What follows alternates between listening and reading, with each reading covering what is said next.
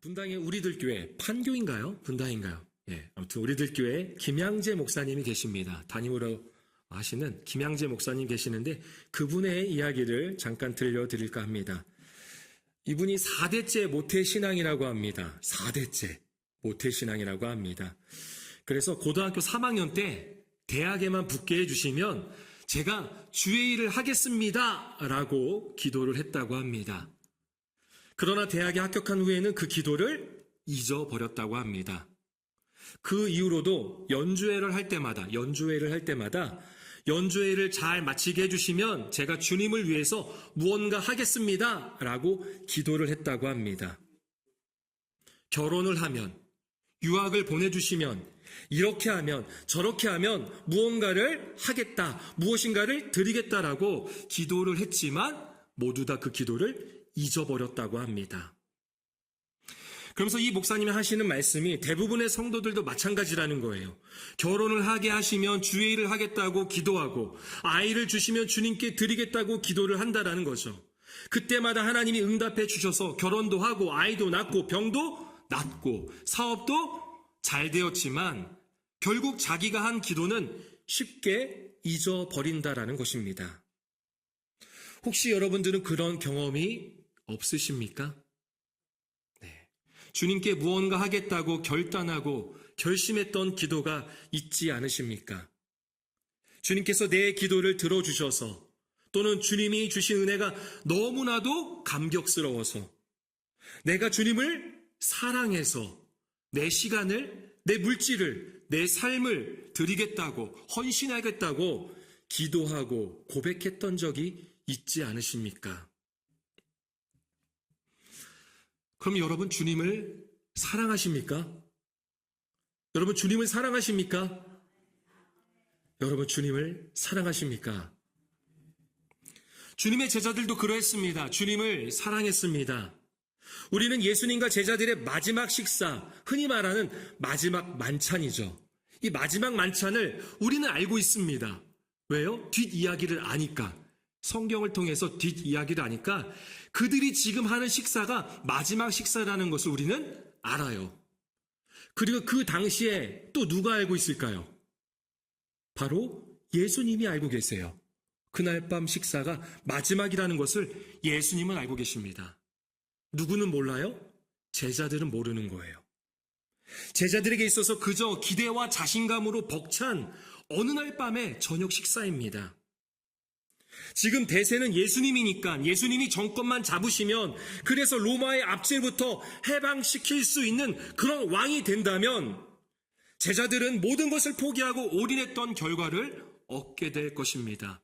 그렇게 믿어왔어요. 그런데 예수님이 또 이 식사 자리에서 이상한 말씀을 하십니다. 예수님이 죽는다는 거예요. 그리고 예수님이 부활하신다는 거예요.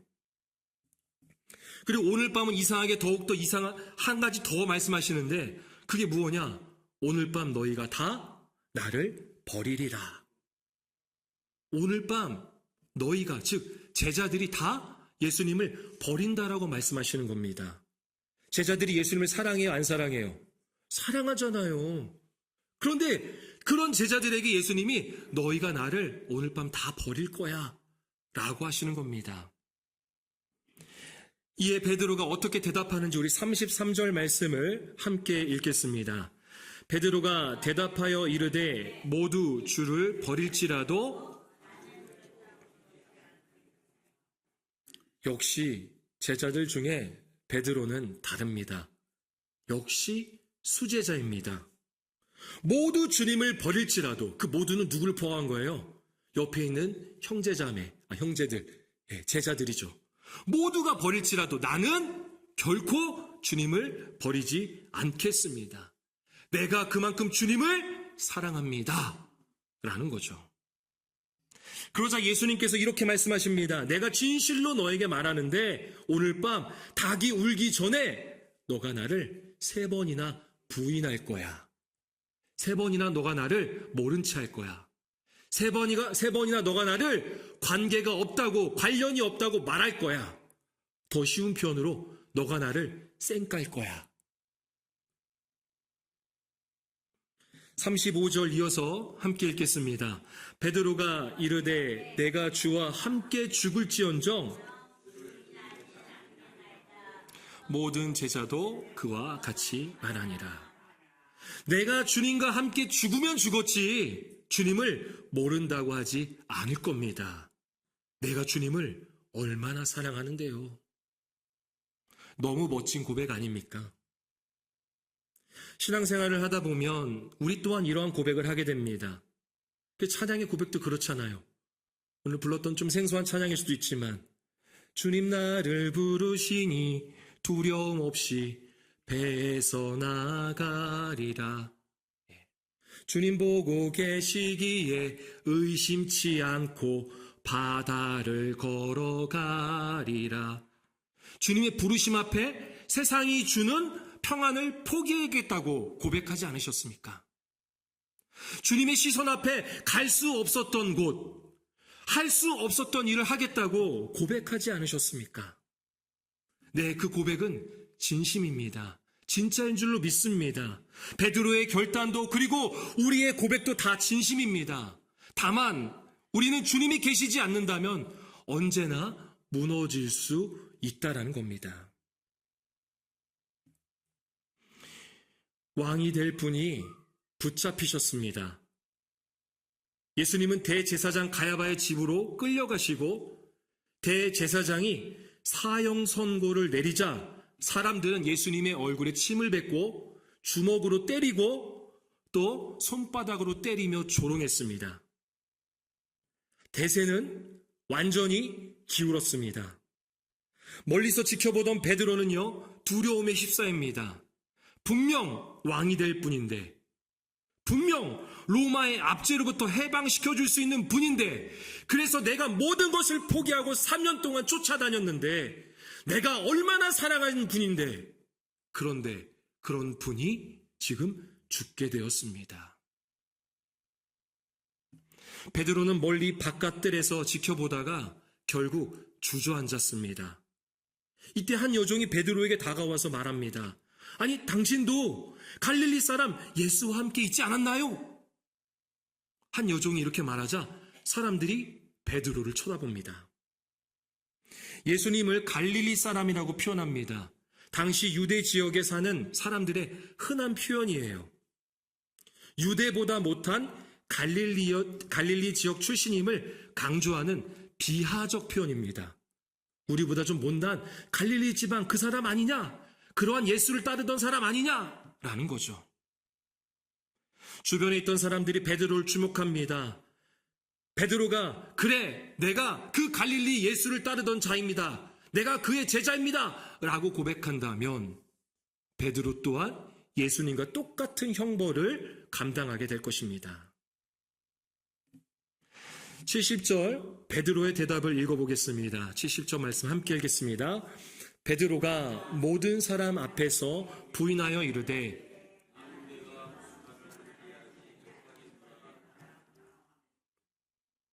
베드로가 모든 사람 앞에서 예수님을 부인합니다. 예수님을 모른 채 합니다. 예수님과 관련이 없다고 말합니다. 예수님을 쌩깝니다. 그러니까 베드로가 자신을 지켜보던 모든 사람들 앞에서 예수님은 전혀 나와 관련이 없다라고 말하는 거죠. 그가 당당하게 말하는 게 아니라 너무나도 당혹스러워서 그는 지금 얼버무리면서 말하는 거예요. 야, 나는 지금 네가 무슨 말하는지 모르겠어. 나 몰라 라고 하는 거예요. 여러분, 이전에 그가 뭐라고 고백했죠? 모두 주를 버릴지라도 나는 결코 주님을 버리지 않겠습니다. 사랑한다고 고백했던 그가 주님을 버렸습니다. 베드로는 바로 자리를 뜨려고 출입구까지 나아갔는데 또 다른 여종이 그를 보고 이번에는 베드로가 아니라 그 자리에 있던 모든 사람들에게 말합니다. 이 사람 나사렛 예수와 함께 있었습니다. 라는 거예요. 조금 전에는 베드로에게 물었는데 이제는 사람들에게 대놓고 말합니다. 베드로는 더 크게 두려움이 밀려옵니다. 72절 말씀 함께 읽어보겠습니다. 72절 함께 읽습니다. 베드로가 맹세하고 또 부인하여 이르되, 베드로가 이번엔 부인하는데 앞에 어떤 표현이 붙어요? 맹세하고, 맹세까지 합니다. 우리도 그런 표현 쓰잖아요. 누군가에게 확신을 주고 싶을 때 내 손에 장을 지진다. 진짜 장 지질 수 있어요? 그 장이 어떤 장일까요? 저도 궁금해서 찾아봤더니 손바닥 장이 아니라 간장을 의미한다고 합니다. 간장. 그러니까 간장 속에 내 손바닥을 넣고 밑에서 불을 지피는 거예요. 쉽게 말해서 간장 속에 넣고 내 손을 끓이는 거죠. 상상만 해도 아주 극심한 고통입니다. 간장이 미처 끓기도 전에 손이 타서 없어지게 될 것입니다.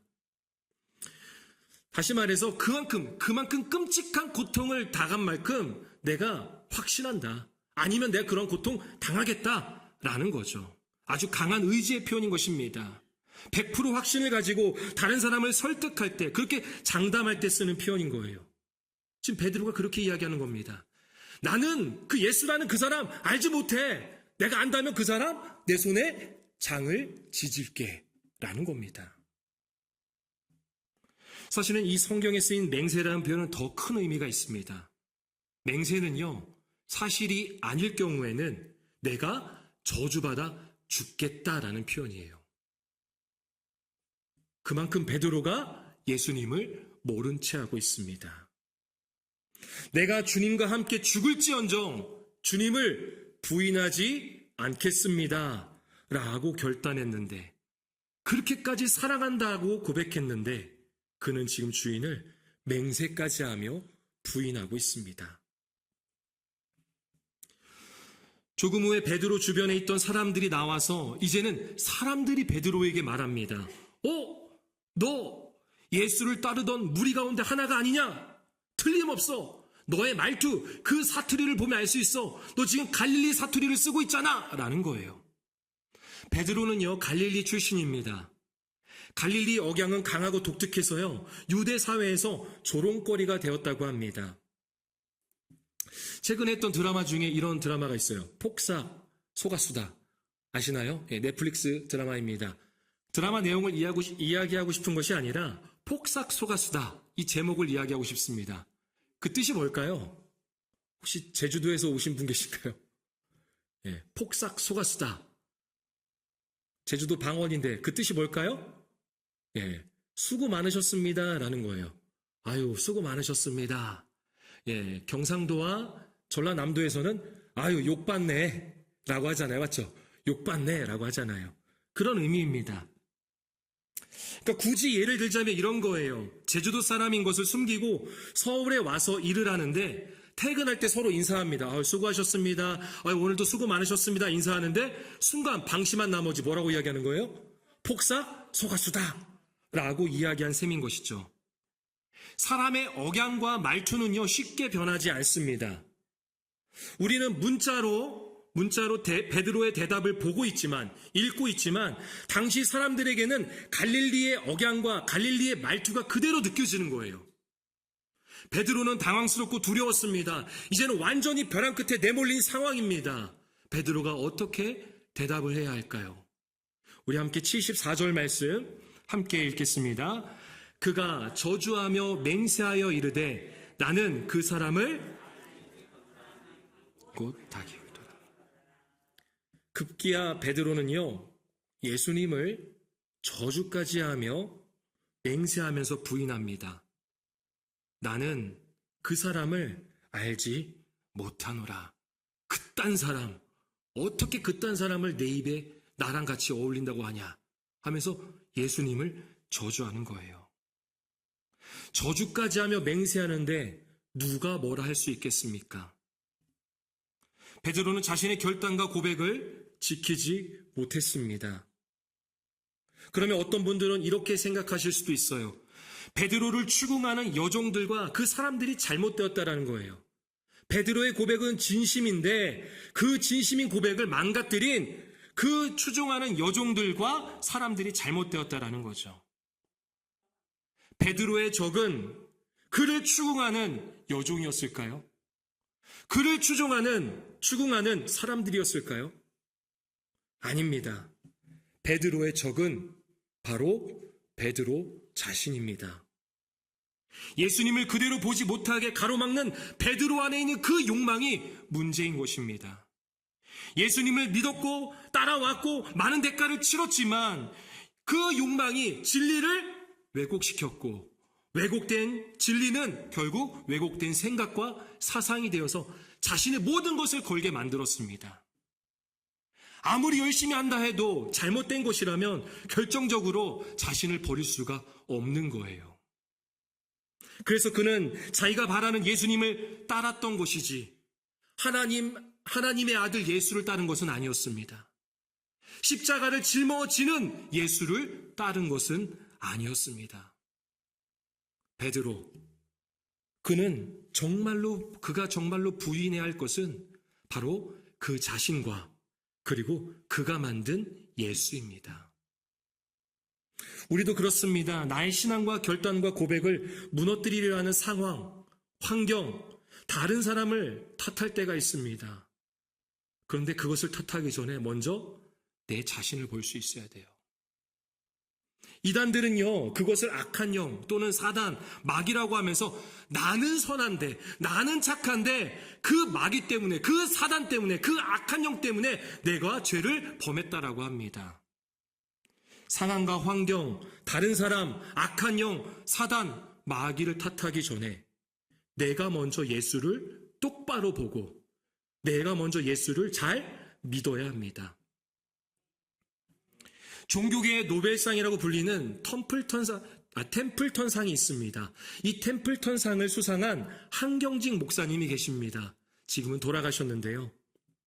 당시 한국에서 유명하고 큰 교회를 목회하는 목사님들이 한경직 목사님을 찾아와서 묻습니다. 목사님, 돌아가시기 전에 저희에게 한 말씀 부탁드립니다. 그러자 한경직 목사님이 아주 간략하게 이렇게 말씀하시는 거예요. 뭐라고 말씀하셨죠? 예수 잘 믿으세요. 예수 잘 믿으세요. 목사도 예수 잘 믿어야 합니다. 누구든지 예수를 바로 보지 않고 똑바로 믿지 않으면 예수님을 저주하고 부인하는 것과 다를 바 없습니다. 여러분 정말 주님을 버리고 싶지 않으십니까? 그렇다면 나를 버려야 합니다. 정말 주님을 부인하고 싶지 않으십니까? 그렇다면 나를 부인해야 합니다. 여러분 정말 주님을 사랑하십니까? 그렇다면 죄로 물든 나를 저주해야 합니다. 나를 위해 피 흘리신 그 주님의 십자가 앞에 나의 죄악된 모습을 못 박아야 합니다.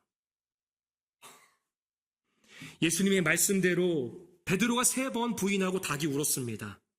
베드로는 어떨까요? 우리 75절 말씀 함께 75절 읽겠습니다. 이에 베드로가 예수의 말씀에 닭 울기 전에 내가 3번 나를 부인하리라 하심이 생각나서 베드로는 예수님께서 하셨던 말씀이 생각났습니다.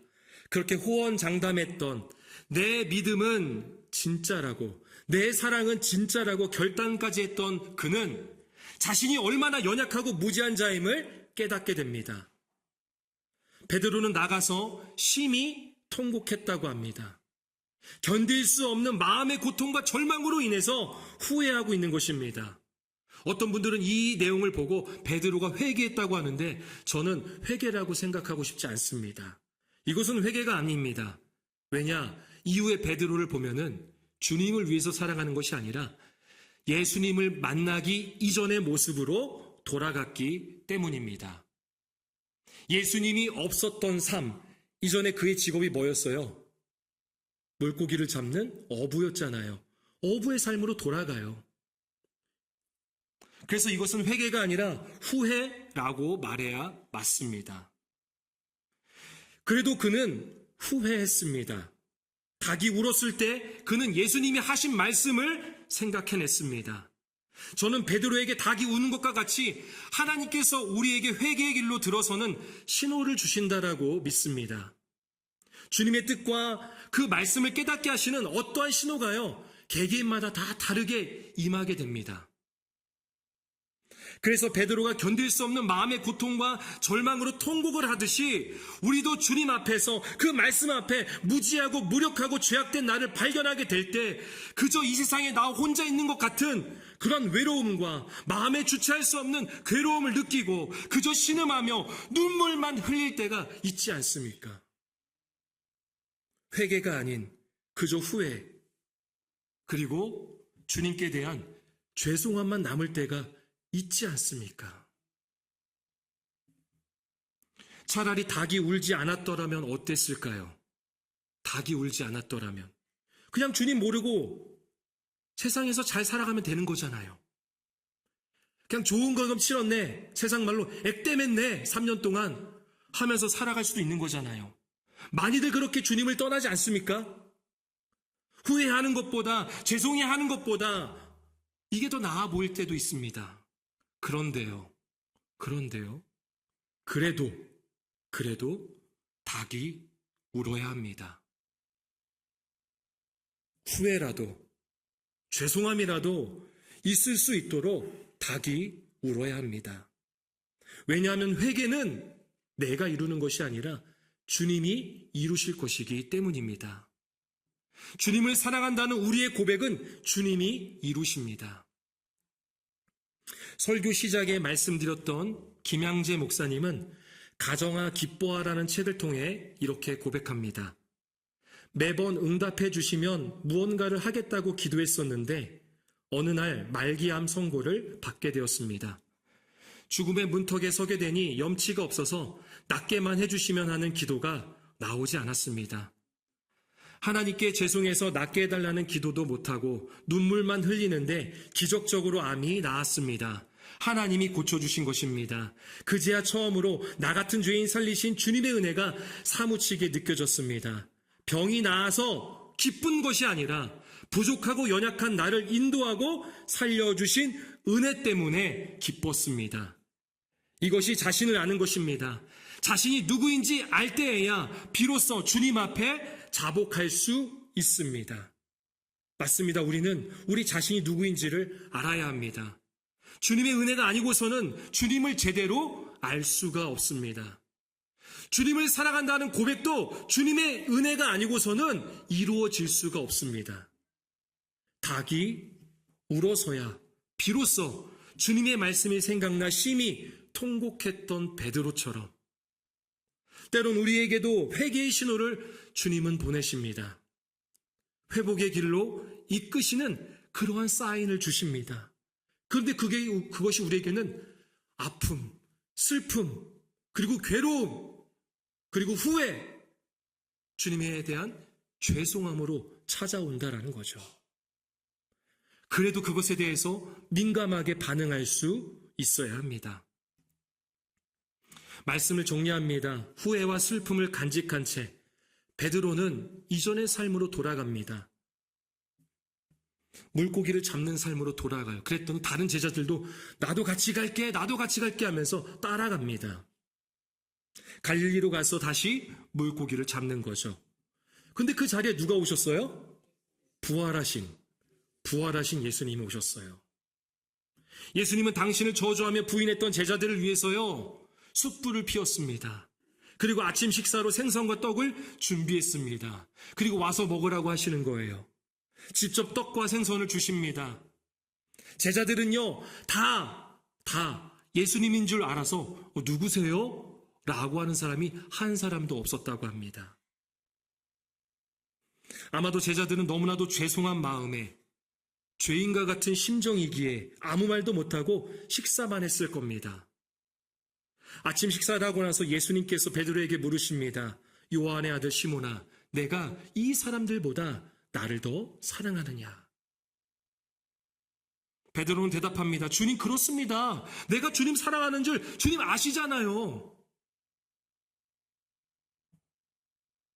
그렇다면 내 양을 먹이라.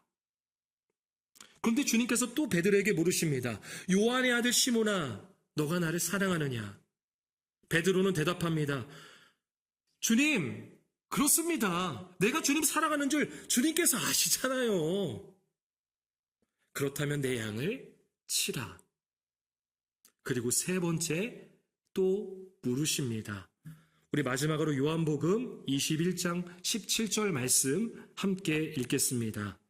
세 번째 이르시되 요한의 아들 시몬아 내가 나를 사랑하느냐 하시니 주께서 세 번째 내가 나를 사랑하느냐 하심으로 베드로가 근심하여 이르되 주님 모든 것을 아시오매 내가 주님을 사랑하는 줄을 주님께서 아시나이다. 예수께서 이르시되 내 양을 먹이라. 세 번째 주님의 물음 앞에 베드로는 근심할 수밖에 없었습니다. 근심한다라는 것은요, 조심스러워진다라는 거예요. 어떻게 대답을 해야 될지. 왜 그랬을까요?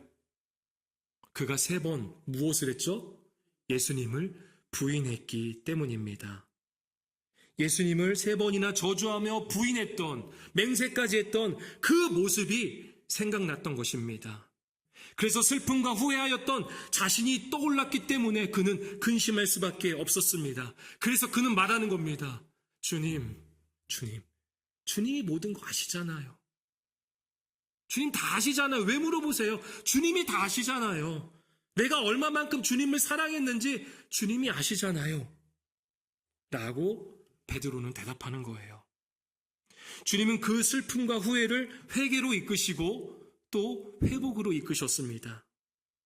다시 제자로서 주님의 양을 주님의 말씀으로 먹이는 일을 감당케 하시는 것이죠. 내 양을 먹이라.